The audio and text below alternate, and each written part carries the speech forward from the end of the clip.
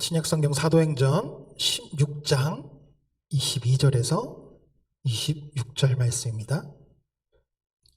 우리 한 절씩 교독합니다.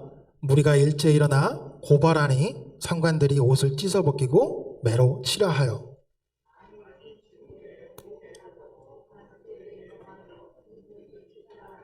그가 이러한 명령을 받아 그들을 깊은 옥에 가두고 그 발을 착고에 든든히 채웠더니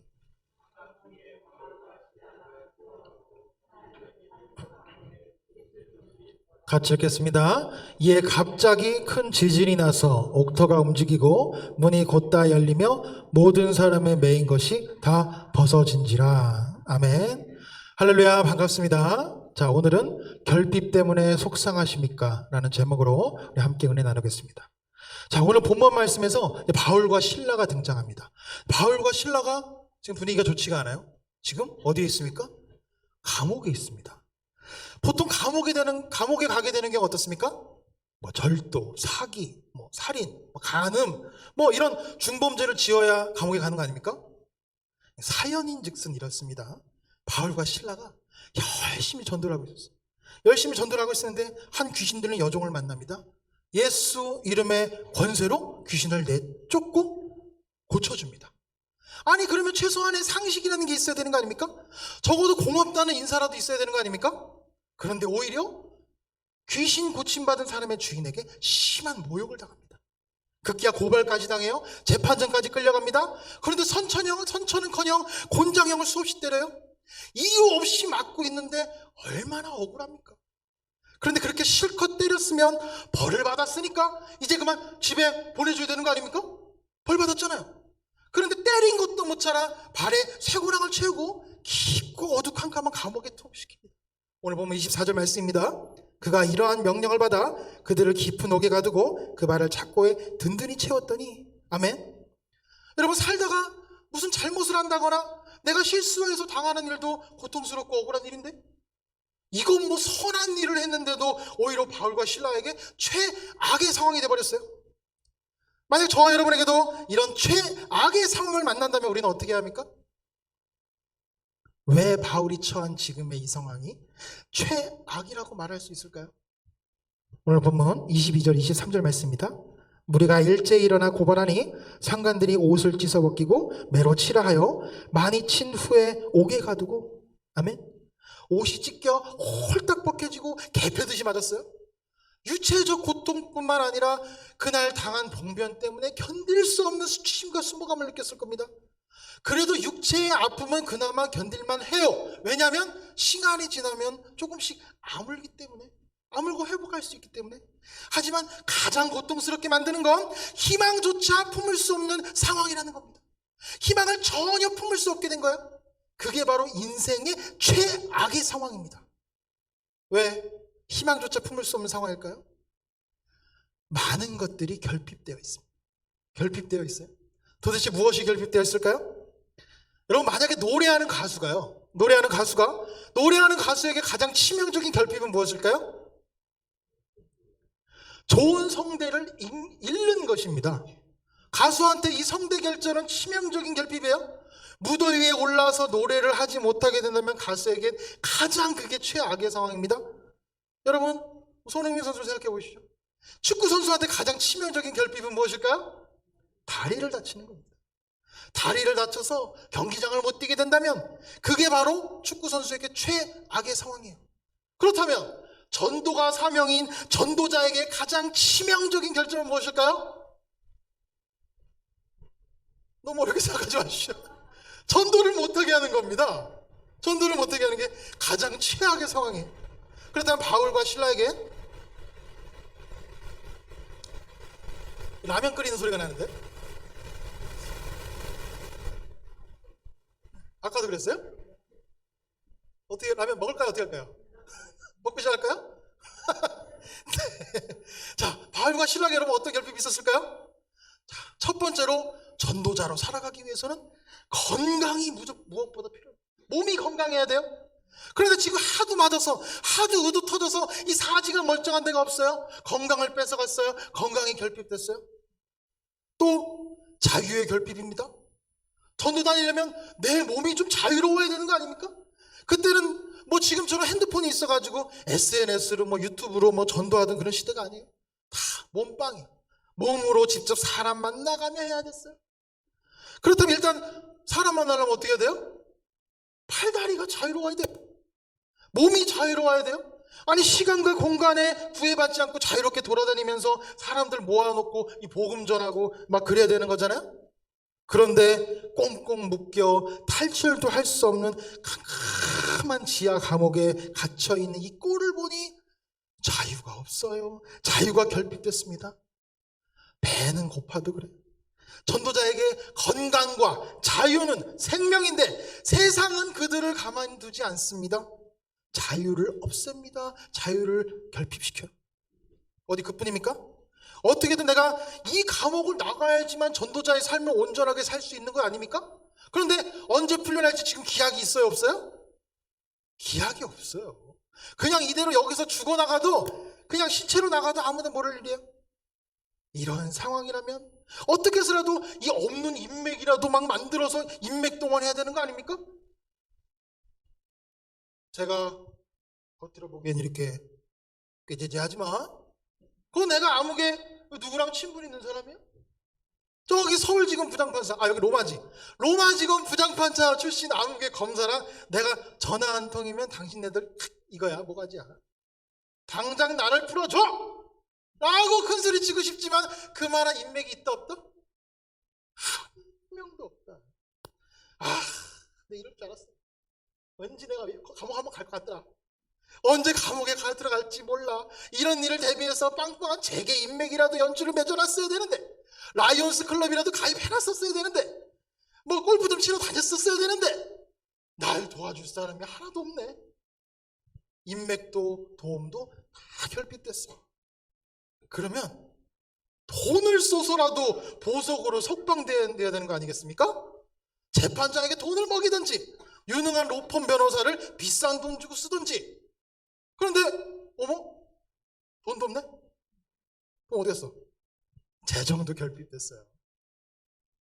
만약 저 여러분에게도 이런 최악의 상황을 만난다면 우리는 어떻게 할까요? 문제 앞에서, 환경 앞에서 나를 매번 무너지게 만드는 이 지긋지긋한 결핍은 무엇입니까? 어떤 결핍이 그토록 저와 여러분을 낭망하게 하고 넘어지게 만듭니까? 이 사람마다요, 결핍을 대하는 자세가 있습니다. 자, 첫 번째는 원망과 한탄. 대부분의 사람들이 여기에 속합니다. 어려운 상황이 생기면요, 일단은 자기 안에 뭐부터 보여요? 없는 것부터 보입니다. 없는 것부터 보이기 시작해요. 남들은 다 가지고 있는데 나에게만 없어. 여러분 이런 거 느껴본 적 있으시죠? 누구한테는 있습니다. 나는 왜 이런 게 없을까? 열등감을 갖거나 부모나 남편을 원망해요. 왜냐하면 대부분의 사람들은 결핍을 느끼면서 성장했기 때문에. 성공한 일부 사람을 제외하면 이 결핍 때문에 주변을 원망하거나 불만을 표현합니다. 놓여진 상황을 긍정적으로 해석해 보려고 노력도 참 많이 했었어요. 하지만 솔직히 여러분 어떻습니까? 막상 현실 앞에서 결핍을 피부로 느낄 때면 내가 언제 그런 마음을 먹었나 싶기도 합니다. 지금까지 살아오는 내내가 그런 것 같아요. 살아오는 내내 결핍에서 벗어나려는 사투를 벌였던 인생 같아요. 주어진 결핍을 애써 감추면서 부끄러워하며 살아갔어요. 썩어져가는 저 속마음을 나도 알고 너도 알고 주님은 더 잘하시네. 여러분 결핍을 대하는 두 번째 자세가 있습니다. 결핍을 오히려 적극적으로 채워나가는 겁니다. 나의 결핍을 발견해요. 열심히 공부합니다. 열심히 돈을 벌어서 빨리 채우고자 하는 행동이에요. 정주영 같은 사람입니다. 젊었을 때 너무 가난해서 치열하게 돈을 벌어 재벌이 되죠.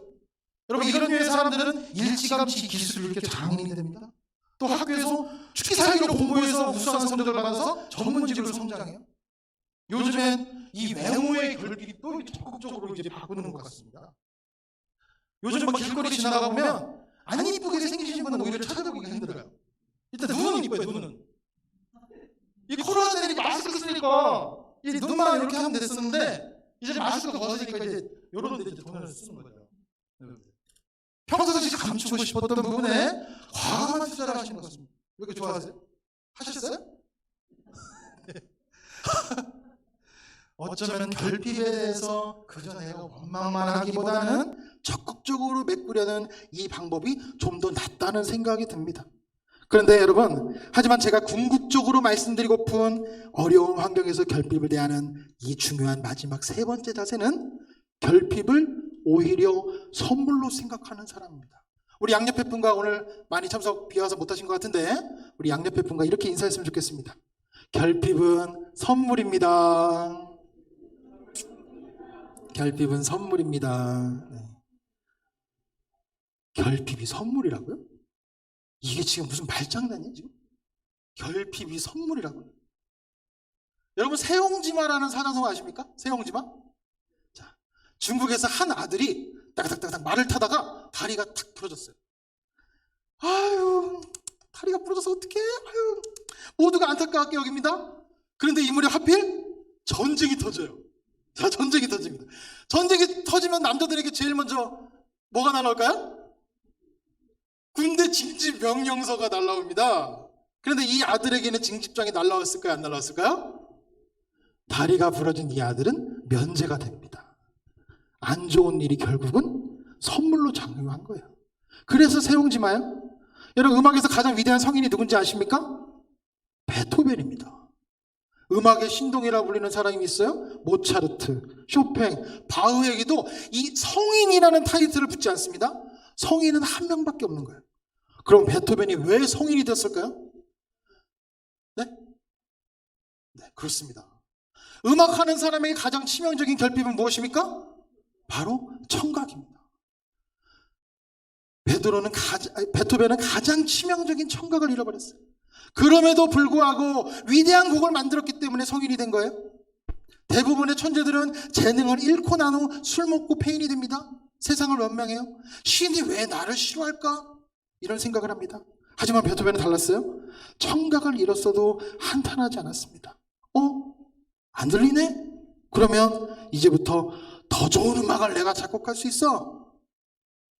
결핍을 술 먹고 폐인이 되는 방향으로 인생을 내모지 않고 결핍을 선물로 받아들였더니 더 위대한 음악을 작곡하게 된 거야. 여러분 존 그램 블릿이라는 화가를 아십니까? 자, 그림 그리는 화가에게 가장 치명적인 결핍은 무엇입니까? 시력일 겁니다. 존 그램 블릿은 맞습니다. 장님 화가예요. 앞이 전혀 보이지 않는 화가예요.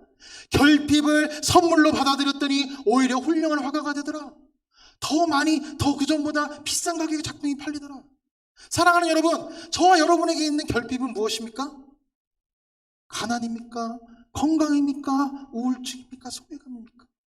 주님은 우리가 그 결핍에 어떻게 반응하기를 원하실까요? 바울과 실라에게는 어려운 환경 가운데 수많은 결핍이 있었습니다. 건강도, 몸뚱아리 자유도, 재정도, 인맥도 없어요. 이 감옥에서 빠져나갈 희망이라고 전혀 보이지 않아요. 온갖 내 삶이 결핍투성이에요. 그런데 바울과 실라는 결핍을 원망으로 받아들이지 않고 결핍을 선물로 받아들입니다. 오늘 본문 25절 말씀입니다. 한밤중에 바울과 실라가 기도하고 하나님을 찬송하며 죄수들이 듣더라. 아멘. 여러분 견디기 어려운 고통 중에서도 희망이 없는 것 같은 그곳에서 자신의 결핍을 한탄하며 모든 사명과 비전을 포기하는 것이 아니라 오히려 찬송과 기도를 쉬지 않아요. 이들은 결핍에 원망할 수 있는 시간에 기도합니다. 환경에 분노할 수 있는 시간에 찬송합니다. 여러분 그랬더니 어떻게 됩니까? 다시 본문 26절 말씀입니다. 이에 갑자기 큰 지진이 나서 옥터가 움직이고 문이 곧다 열리며 모든 사람의 매인 것이 다 벗어진지라. 할렐루야.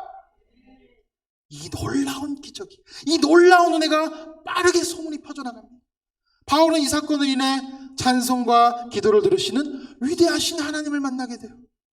옥에 갇히고 결핍돼서 전도자로서의 생명이 끝난 줄 알았는데 거기 있던 간수와 가족 모두가 구원을 받아요. 최악의 감옥이 복음을 전하는 선교의 처소로 바뀌었습니다. 오히려 이 일로 감옥에 있던 죄수들 뿐만 아니라 온 천하가 하나님의 위대하심을 알게 돼요. 하나님께 영광을 올리게 됩니다. 여러분 저희 교회 새성전 이 건축 과정을 여러분 더 잘 아실 거예요. 지난주 설교를 들으셨겠지만 눈물 없이 들을 수 없는 이 어려운 상황을 수도 없이 건축 과정 가운데서 많이 겪었어요. 하지만 이런 어려운 환경 가운데 포기하지 않고 담임 목사님과 여기 계신 여러분들이 한마음 한뜻 되어 눈물의 기도를 드린 거 아닙니까? 주님이 그 기도를 듣고 불가능을 가능케 하신 거예요. 그저 문제 앞에서, 건축의 문제 앞에서 원망하고 포기했다면 지금 이곳에서 드려지는 예배와 찬양은 그저 꿈으로만 남았을 거예요. 그저 평탄하게 아무 문제 없이 순조롭게 건물이 완공되었다면 이런 감동적인 스토리는 없었을 겁니다. 뭐가 없어도, 뭐가 앞을 가로막아도 하나님이 역사하시면 되더라. 아멘. 이 시간 저와 여러분에게도 최악의 시간이 최상의 시간으로 바뀌어지는 놀라운 역사가 일어나게 될 줄 믿습니다. 저와 여러분의 결핍, 여러분의 환경을 통해 매인 것들이 풀어지게 될 줄 믿습니다. 옥문이 막힌 것이 열리게 될 줄 믿습니다. 그곳이 하나님의 영광을 높이는 계기가 될 것입니다. 반주 좀 해주시고요. 사랑하는 여러분, 결핍을 결핍으로만 보지 마십시오. 절대 포기하지 않았으면 좋겠습니다. 바울과 실라처럼 오늘 우리에게도 쓰리고 아픈 밤을 맞이할 때가 있습니다. 어둡고 캄캄한 밤을 맞이할 때도 있습니다.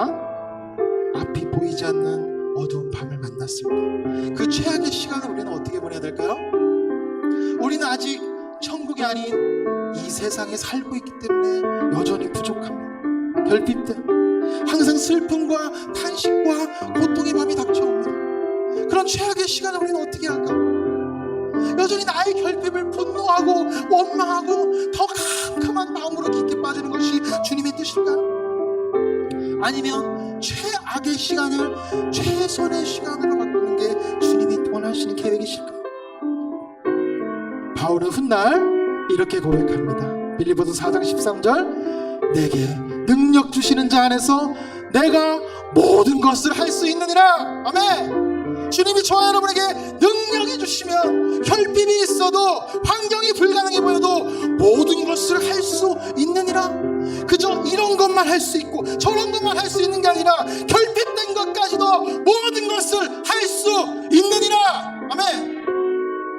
이 시간부터, 이 시간 이후부터 결핍을 선물로 받아들이길 원합니다. 오히려 기도하는 믿음과 찬송을 멈추지 않겠습니다. 주님, 저 여러분이 당하는 어떤 어려운 고민도 분명히 주님이 원하시는 좋은 결과를 가져오게 될 것입니다. 결핍을 통해 하나님께 더 큰 영광 올리시는, 더 큰 간증 올리시는 그런 복된 인생 되기를 간절히 소망합니다. 우리 찬양팀 나와주시고요. 우리 시간 함께 찬양하길 원하는데요. 내 모든 시험, 무거운 짐을 우리 이 찬송을 부르시고 통성으로 기도를 원합니다.